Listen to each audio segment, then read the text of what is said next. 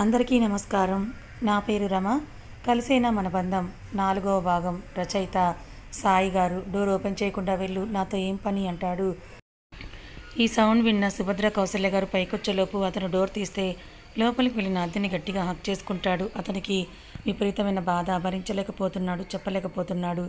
ఆమెని గట్టిగా హత్తుకోవడం చూశాక కౌసల్య సుభద్ర గారు ఒక్కసారిగా లోపలికి వెళ్తారు. సుభద్ర గారు అలాగే చూస్తే కౌసల్య గారు మాత్రం అర్జున్ని దూరం జరిపి ఒకటి పీకుతారు. ఏంటిది అర్జున్, ఏం చేస్తున్నావు? ఏంటిదంతా పిచ్చి పట్టిందా నీకు? ఎందుకు ఇలా చేస్తున్నావు? దాని ఇష్టానికి దాన్ని వదిలే, అదేమీ చిన్నపిల్ల కాదు. అసలు అలా పెళ్లి కావాల్సిన అమ్మాయిని వాటేసుకోవడం ఏంటి? నీ లిమిట్స్లో నువ్వు ఉండకపోతే ఇక్కడ నుంచి దూరంగా పంపించేస్తాను నిన్ను అని కసురుతారు. ఇంకొకసారి నువ్వు ఈ రూమ్కి రాకో ఆద్య. అలాగే మూడో వ్యక్తి లేకుండా మీ ఇద్దరు ఒకే చోట ఒకే రూమ్లో ఉంటే నేను ఊరుకోను. ఈరోజే వాళ్ళు వచ్చి లెక్కపత్రిక రాయిస్తామని అన్నారు. ఒకవేళ ముహూర్తం కుదిరితే అభయ్తో వాళ్ళతో పాటుగా ఆద్య పెళ్లి కూడా ఒకేసారి జరుగుతుంది. నువ్వు ఇక నుండి ఆద్యాకి దూరంగా ఉండాలి అర్జున్. ఇది మళ్ళీ రిపీట్ అయితే నిన్ను చంపేస్తాను. ఇక నుండి నువ్వు నా పక్కన రూమ్లోనే ఉండు అని అంటారు. ఆమె ఆద్యకు కూడా బాధగా అనిపిస్తుంది. నా వల్లే కదా బావలు దెబ్బలు తిన్నాడు అని. అత్తయ్య, ఎందుకు బావని కొట్టావచ్చా? నా వల్లే ఇదంతా నేడుస్తుంది. ఇప్పుడు ఏడు చేయని లాభం, అంతా అయిపోయింది కదా. నీ రాతని నువ్వే రాసుకుంటున్నావు. ఇక నుంచి నీ కన్నీరు తుడిచేవారు కూడా ఉండరు. నా అల్లుడికి ఏం తక్కువ, బంగారం లాంటి అమ్మాయిని తెచ్చి పెళ్లి చేస్తాను అని అర్జున్ చేయి పట్టుకొని తీసుకుని వెళ్తారు సుభద్ర. ఆద్యని బెడ్ మీద కూర్చోపెట్టి, ఆద్య, ఏది ఏమైనా పెళ్లి విషయంలో నిర్ణయం ఖచ్చితంగా నీదే. అర్జున్తో సన్నిహితంగా ఉంటే తప్పు అని ఎవరు అనరు, కానీ ఇలా వద్దు. మీరు పెద్దవాళ్ళు అయ్యారు. ఇక నుండి నిన్ను ఇలా ఎవరు హక్ చేసుకోకూడదు. మీ బావకి దూరంగా ఉండని ఆద్యకి చెప్పి ఆమె తల నిమిరి వెళ్ళిపోతుంది. ఆమె అన్నదంతా విన్న అభయ్ చాలా బాధపడతాడు. అర్జున్, సుభద్ర గారు ఒక రూమ్లో ఉంటే అక్కడికి వెళ్ళిన కౌసల్య అర్జున్ పక్కన కూర్చుంటే లేస్తాడు. అతని చేయి పట్టి ఆపి, నువ్వు దగ్గరైతే మళ్ళీ దూరంగా ఉండలేవురా, అందుకే ఇలా చేశాను అని అంటారు ఆమెని హత్తుకొని. మీ అందరూ కలిసి దానికి పెళ్లి చేయాలని ఫిక్స్ అయ్యారేమో. దానికి నన్ను దూరం చేస్తే నేను ఊరుకోను. ఇంకొకడు దాని మెడలో తాళి కట్టినా సరే నేను దాన్ని అస్సలు వదిలిపెట్టను. వాడిని చంపైనా సరే తనని తీసుకొచ్చేస్తాను అని చెప్పి వెళ్ళిపోతాడు. ఒక్కసారి వీడి కోపం కూడా బాగుందనిపిస్తుంది అంటారు సుభద్ర గారు. అలా బలవంతంగా నన్ను తాళైనా కడితే ముందు బాధపడిన తర్వాత వింటుంది కదా వదిన అంటుంది సుభద్ర. ఇద్దరూ ఏడుస్తారు. సహస్ర వచ్చి, మీకు తెలియని విషయం ఒకటి ఉంది. ఆద్య కూడా అర్జున్ని ప్రేమిస్తోంది, కానీ అదే దానికి తెలియడం లేదు. మీరు నాకు హెల్ప్ చేస్తే బయట పెడతాను అంటుంది. నిజమా అంటే అవును అంటుంది. మీకు తెలియకుండానే మీరు ఒక మంచి పని చేశారు. ఇప్పుడు ప్రతిభని అర్జున్కి ఇచ్చి పెళ్లి చేస్తామని ఆద్యకి ఇచ్చే ఇంపార్టెన్స్ తనకి ఇస్తే తన మనసులో ఉన్న ప్రేమని బయటకు తెస్తుంది ఆద్య అంటుంది సహస్ర. నిజమా? అలాగే అయితే అంటారు వాళ్ళు. మొత్తానికి ఆ ప్లాన్ వేసుకొని ఆద్య మనసులో ఏముందో తెలుసుకోవాలని చూస్తారు. ఆ రోజు ఆద్య అలికిడి లేకపోతే అందరికీ బాధగా అనిపిస్తుంది. ఏమీ తినలేదు కదా, కాస్త పాలైనా ఇచ్చి వస్తాను అని అంటుంది కౌసల్య గారు. అమ్మ ఆగు, కొన్ని రోజులు ఓపిక పట్టు. మీ కోడలే నీకే కోడలవుతుందిలే అని అప్పుడు అన్నీ పెడుదుగానిలే అంటుంది సహస్ర. పాపమే, అది ఆకలికి అస్సలు ఆగలేదు అంటుంది ఆవిడ. సరే వెళ్ళి అంతా చేసిరా, అప్పుడు అది వాడెవడో పెళ్లి చేసుకొని వెళ్ళిపోతుందని అంటుంది సహస్ర. ఆ మాటలకి అవును వదిన, అదే నిజం. కొద్దిగా బాధపడినా ఇక్కడే మనతోనే ఉంటుంది కదా, అంటే మనం కఠినంగా ఉండాలి, తప్పదు అంటుంది సుభద్ర గారు. సరే పద అని ఇద్దరు వంటగదిలోకి వెళ్ళి వంట చేస్తారు. ధర్మగారు వచ్చి నా బంగారం ఏది అని అంటారు. ఏమో చూడలేదంటారు సుభద్ర. ఎందుకు సుభద్ర అలా అంటున్నావు అంటే, ఏమో ఎక్కడుందో మరి, మీ గారంతోనే దానికి ఒక్క పని కూడా రావడం లేదు. రేపు అత్తగారింట్లో ఏం చేస్తుంది? ఇలా పద్దాక రూమ్లో కూర్చొని ఉంటే అక్కడ ఎవరు అందరూ ఉంటారు అని అంటుంది. అరే ఎందుకు ఇలా అంటావు అని పైకి వెళ్తారు ఆయన. ఆద్య రూమ్లో బెడ్ మీద పడుకొని ఏడుస్తుంటే వెళ్ళి ఏమైందిరా అని కంగారుగా అడుగుతారు. అది నేను బావ దగ్గరికి వెళ్ళకూడదా, బావ నా దగ్గరికి రాకూడదా అంటుంది. ఎవరన్నారు? అర్జున అని అర్జున్ని పిలిస్తే కాదు అత్తయ్య అంటుంది. అలా ఏం కాదు, నేను మీ అత్తయ్యతో మాట్లాడతాను, నువ్వు పద, ఏమైనా తిందో కానీ అని ఆమె కన్నీరు తుడిచి కిందకి తీసుకొని వెళ్తాడు. ఆద్య రావడం చూసిన సహస్ర స్టార్ట్ చేయండి అని ఇద్దరిని పిలిస్తే వచ్చి డైనింగ్ టేబుల్ దగ్గర ఆద్యని కూర్చోపెట్టి, కౌసల్య నా బంగారానికి భోజనం పెట్టు అని ఫ్రెష్ అయ్యి వస్తానురా అని నువ్వు తిను అంటారు ఆయన. అలాగే అని తలుపుతుంది. నుదుటిని ముద్దిచ్చి వెళ్ళిపోతారు. సుభద్ర గారు ప్లేట్లో ఫుడ్ పెట్టి, సహస్ర ఇది ఆద్యకి ఇవ్వు అని ఆవిడ వెళ్ళి, ప్రతిభ నీకెందుకు ఈ పనులని, నువ్వు వెళ్ళి కూర్చో అని కౌసల్య గారు అంటే, అయ్యో పర్లేదు ఆంటీ, నాకు నేర్చుకోవాలని ఉంది అని అంటుంది. ఆంటీ ఏంటి, అర్జున్ అంటే ఇష్టం అన్నావు కదా, ఇక నువ్వు నా కోడలిపోయినట్టే, అత్తయ్య అని పిలువు చక్కగానే అంటారు. అలాగే అత్తయ్య అంటుంది నవ్వుతూ. ఇలారా, నీకు నేను తినిపిస్తాను అని ప్లేట్ తెచ్చి ముద్దలు కలిపి, వదినా నెయ్యి వెయ్యి పిల్లకి అని సుభద్ర గారంటే, కూతుర్ని నాకు లేని భాగ్యం నీకు వచ్చింది పో అంటే కూతుర్లు ఉండరు, ఇంట్లో పెళ్ళైతే వెళ్ళిపోతారు, కానీ కోడళ్ళు అలా కాదు కదా అంటాడు కౌసల్య. అత్తయ్య నాకు తినిపించవా అంటుంది ఆద్య. నువ్వే తినవే, నీకు చేతులున్నాయి కదా అంటారు సుభద్ర. మరి దానికి ఉన్నాయి కదా అత్తయ్య, ఎందుకు పెడుతోంది అంటే రేపు పెళ్ళయ్యాక మేము వచ్చి పెడతామా, అలవాటు కావాలి కదా తిను అని అంటే కలుపుకొని అలా ఒక ముద్ద తింటుంది. మంటగా ఉంటుంది ఆ కారం అని లోపే కౌసల్య గారు నెయ్యి వేసుకో బాగా మంటగా ఉంది అంటారు. ప్రతిమ కోసం సుభద్ర గారు చేతులతో ప్లేట్లో నెయ్యి వేస్తారు. అది చూసి ఆమె నోట్లోని మాట ఆగిపోతుంది. నెయ్యి ఆద్య పక్కన పెడతారు, అయినా వేసుకోదు. వేసుకోవాలని కూడా లేదు, తనకి మంటగానే ఉన్నా అలానే తినేస్తుంది. ఆమెను చూస్తే వాళ్ళకి బాధగా అనిపిస్తూ ఉంటుంది, కానీ సహస్ర వైపు చూస్తే అని నేను చెప్పేంత వరకు మీరు అలాగే ఉండండి అని కళ్ళతో ఆర్పి ఆద్య ఏంటి మంటగా లేదా అలాగే తింటున్నావని నెయ్యి వేస్తుంది. సహస్ర ఆమెకి ఎందుకో తినాలనిపించదు, అక్కడ ఉండలేక చేయి కడిగి వెళ్ళిపోతుంది. అది చూసి బాధగా ఎవరూ తినకుండా ఉంటారు. కాసేపటికి జెంట్స్ అందరూ వచ్చి తింటుంటే ఆద్య లేకపోతే బంగారం అప్పటికి తినేసిందా అని అడుగుతారు ధర్మగారు. ఎవరూ మాట్లాడకపోతే అక్కడే ఉన్న ఫుడ్ ప్లేట్ చూసి ఎందుకు తినలేదని కోపంగా అడుగుతారు. ఒక ప్లేట్లో ఫుడ్ పెట్టుకొని తీసుకొని పైకి వెళ్తాడు. అర్జున్ అని కౌసల్య గారు పిలిస్తే ఏంటి అంటాడు చాలా కోపంగా. ఏమీ లేదు అంటే వెళ్తాడు. పైకి వెళ్తూ ఏడుస్తున్న ఆద్య అర్జున్ని చూసి వాష్రూమ్కి వెళ్ళి ఫేస్ వాష్ చేసుకొని వస్తుంది. అతనికి తెలియకూడదని కానీ తెలిసిపోతుంది. ఆమె ముఖం చూస్తే ఏడ్చిందని ఇలా రా అని కూర్చోమంటే కూర్చుంటుంది. నేను తిన్నాను బావా అంటుంది.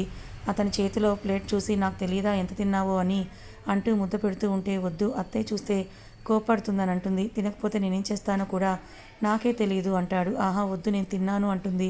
ఆమె బుగ్గ మీద ముద్దిచ్చి తినకపోతే ఇంకా చాలా చేస్తాను ఇలాంటివి అంటాడు. అని నోరు తెరుస్తుంది. టక్కున నవ్వుకొని తినిపిస్తాడు. బయటే ఉండి చూసిన సహస్ర కిందకి వచ్చి వాళ్ళకి చెప్తే పోనీలే తిన్నది కదా అని అనుకుంటారు. మొత్తం తిన్న తర్వాత ఆమె మూతి తుడిచి కోపం ఎప్పుడు భోజనం మీద చూపించకే, నువ్వు తినకపోతే నాకు బాధగా ఉంటుందంటాడు. ఆమె అతన్ని చూస్తూ ఎందుకు బాధ, నేనంటే అంత ఇష్టం నీకు అని, నా వల్లే కదా నీకు ఈ బాధ, అత్తయ్య బాగా తిట్టింది కదా కొట్టింది కూడా కదా నిన్ను అని, నొప్పిగా ఉందా అని చంపని నిమురుతూ ఉంటే ఏమీ కాదులే అంటాడు. ఆద్య ముందుకు జరిగి సారీ బావా, నా వల్లే నీకు ఇలా జరిగిందని అతని బుగ్గ మీద ముద్దు ఇస్తుంది. అప్పటిదాకా అతను ముద్దు పెట్టడమే కానీ ఆమె ఎప్పుడు అలా ఇవ్వలేదు. అలాంటిది ఇలా జరిగేసరికి అర్జున్ చాలా కంగారు పడతాడు. అతనికి ఏమీ అర్థం కాదు. ఆమె లేలేత పెదవులు అతని బుగ్గని తాకగానే ఆమె ఊపిరి వెచ్చగా తగులుతూ ఉంటే అతను సమస్తం మర్చిపోయి ఊహా ప్రపంచంలో తేలిపోతాడు. ఆమె అతని నుండి దూరం జరగగానే ఈ లోకంలోకి వచ్చి ఆమెను చూస్తే బావ నొప్పిగా ఉందా అంటుంది. మెల్లిగా అతని బుగ్గ నిమురుతూ పర్లేదులే అంటాడు. అతనికి ఏమీ అర్థం కాదు. నిజంగానే నా పిచ్చి బంగారం ఇది అనుకొని ఆమెను చూస్తూ ఉంటే ఎందుకు కదిలిందో తెలియదు. వాళ్ళు కూర్చున్న పక్కనే ఉన్న బీరువా మీద ఉన్న సూట్ కేస్ జారి ఒక్కసారిగా పడుతుంది. అక్కడే ఉన్న అర్జున్ మీద పడబోతూ ఉంటే అది చూసిన ఆద్య టక్కున లేచి అతన్ని పక్కకు నెట్టి అడ్డు వెళ్తుంది. ఆ సూట్ కేస్ ఆమె భుజానికి తగిలి కింద పడుతుంది. అని అరుస్తుంది ఆద్య. అమ్ము అని పైకి లేచి తనని చూస్తాడు అర్జున్. బావా నీకేం కాలేదు కదా అంటుంది ఆద్య. లేదులే, నువ్వెందుకు అడ్డొచ్చావు అసలు అని ఆమెని పైకి లేపుతూ ఉంటే ఆమె కళ్ళల్లో నీళ్లు ఆగవు. అతన్ని చూస్తూ ఉంటే బాగా తగిలిందా అంటాడు. బాగా నొప్పిగా ఉంది బావా అంటుంది. ఆమె భుజం మీద చూసి నొక్కితే అని అంటుంది. కన్నీరు మాత్రం అస్సలు ఆగవు. అది చూస్తే అతని మనసు ముక్కలవుతుంది. ఆమె కన్నీరు చూడలేడు అతను. అమ్ము ఇంకా నొప్పిగా ఉందా పద హాస్పిటల్కి అని అంటూ ఆమెని ఎత్తుకుని కిందకి వెళ్తే ఆమె అతన్ని చూస్తూ ఏడుస్తూ ఉంటుంది. ఏమైందిరా అని కంగారుగా ఇంటిలో 10 వస్తే అది సూట్ కేస్ మీద పడింది. బాగా నొప్పిగా ఉంది మా దానికి అని పరిగెడుతూ హాస్పిటల్కి వెళ్దాము, అభయ్ కార్ స్టార్ట్ చేయంటాడు. అర్జున్ వెంటనే ఆమెను కూర్చోపెట్టి అతను ఆమె పక్కన చేరుతాడు. బావా నాకేం కాలేదు వదిలే అంటే ఏమీ ఎందుకు కాలేదు, నొప్పి నీ కళలో తెలుస్తుంటే అంటాడు. అరే బ్లడ్ కూడా వస్తుంది అంటూ ఆమె భుజం మీద నుండి చూస్తూ ఉంటే అతని ప్రేమను చూసి ఏమీ కాలేదు బావా అంటుంది ఆద్య. బ్లడ్ వస్తుందా అని వెనక్కి తిరుగుతారు ధర్మగారు. వెంటనే హాస్పిటల్కి ఆమెని తీసుకొని వెళ్తారు. అందరూ కలిసి డాక్టర్ని హడావుడి చేసేసరికి 10 నిమిషాలు చేయవలసిన ట్రీట్మెంట్ని అరగంట చేసి ఆ డాక్టర్ ఫ్రాక్చర్ ఏం కాలేదు కానీ దెబ్బ బలంగానే తగిలింది. ఎక్కువగా హ్యాండ్తో పనిచేయకపోవడమే బెటర్. పెయిన్ రిలీఫ్కి మెడిసిన్ ఇచ్చాను, అది వాడండి. అలాగే ఆ హ్యాండ్కి రెస్ట్ ఇచ్చి ఎక్కువగా వెయిట్ మోయనివ్వకుండా చూడాలంటాడు. అలాగే డాక్టర్ అని ఒకరు మెడిసిన్ కోసం వెళ్తే ఇంకొకరు ఫీజు కట్టడానికి వెళ్తారు. ఆ పక్కనే కూర్చున్న అర్జున్ నొప్పిగా ఉంటే ఏమీ లేదంటావేంటి అని ఆ బుగ్గలు ఒత్తి ఈ చేత్తో ఏదైనా పని చేయి, నీ పని చెప్తాను, అస్సలు ఊరుకోనని అంటాడు. అలాగే చేయనులే అంటుంది ఆద్య. అంతలో డాక్టర్ వచ్చి ఇంజెక్షన్ చేస్తారు. ఆయన వెళ్ళాక అమ్మో ఏమైందిరా అని అంటాడు. ఆద్య దగ్గరికి జరిగి ఏమైంది అని అంటే ఇంజెక్షన్ అంటే ఒక పెద్ద యుద్ధమే చేసే నువ్వు అసలు ఏమాత్రం కదలకుండా ఏడవకుండా ఇంజెక్షన్ చేయించుకున్నావే అని అంటాడు. అది ఏమి లేదులే బావా అంటుంది. చెప్పవా నాతో అంటే ఇంతలో ధర్మేంద్ర గారు అభయ్ వస్తారు. అభయ్ మెడిసిన్ ఇస్తే వేసుకుంటుంది. కాసేపటికి డిశ్చార్జ్ చేస్తే ఇంటికి తీసుకొని వెళ్తారు. ఏమైందని ఎదురు చూస్తూ ఉన్న సుభద్ర, కౌసల్య, సహస్ర, శారద, భుజంగం గారు ఆద్య రాగానే ఎలా ఉంది, ఏమైందని వరుస ప్రశ్నలు వేస్తారు. ఈ రోజు నుండి నా బంగారంతో ఏదైనా పని చేయిస్తే అస్సలు ఊరుకోను అని అంటారు ధర్మగారు.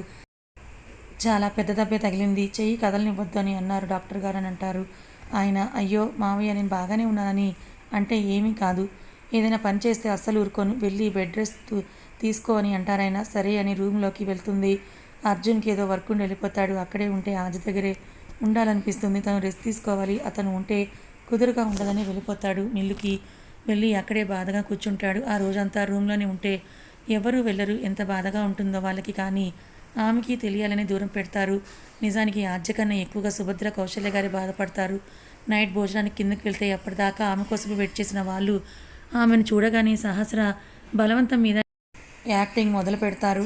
ఏ సహస్ర ఇలారా, వంటగదిలోకి వెళ్ళి ఆ చికెన్ తీసుకునిరా, ప్రతిమకి ఇష్టం వంట చేశానంటుంది. అదంతా వింటూ కిందకి వచ్చిన ఆమె డైనింగ్ టేబుల్ దగ్గర కూర్చుంటే ఆమెను ఎవ్వరూ పట్టించుకోకుండా ప్రతిమ దగ్గరే హడావిడి చేస్తూ ఉంటే ఏమీ చేయలేక అలాగే కూర్చుంటుంది. అది తినటం లేదు. పాపం ఎంత ఆకలిగా ఉందో, నేను వెళ్ళి పెడతాను అని చిన్నగా అంటున్న కౌశల్య గారి మాటలకి నేను చూస్తాను, నీ కోడలు తినే కుర్చీ నాది అని వెళ్ళి ఏంటే తినవు అని ఆది దగ్గరికి వెళ్తుంది సహస్ర. చూసావా కోడలుగా వస్తుందనగానే ఎలా చేస్తున్నారు, నువ్వు నిజంగా మిస్ అయ్యావి ఛాన్స్, కానీ వీళ్ళు టూ మచ్ చేస్తున్నారు కదా, కూతుర్ని నన్ను కూడా పట్టించుకోవడం లేదు అంటూ ఇద్దరికి ప్లేట్స్లో తనే ఫుడ్ పెడుతుంది సహస్ర. అసలు నాన్ వెజ్ చేసింది ఆద్య కోసమే, ఇకపైన ఇలాగే ఉంటుందేమో నా ఇల్లు వదిలి నేను వెళ్ళిపోవాలా అని ఊహ ఆమె మనసులో రాగానే కన్నీళ్ళు ఆగకుండా వచ్చి ఆమె కంచంలో పడితే అది ఎవరికీ కనిపించకుండా అంతేలే తన స్థానం ఇది, తనని వేరు చేయడంలో తప్పేంటి అనుకొని తింటుంది.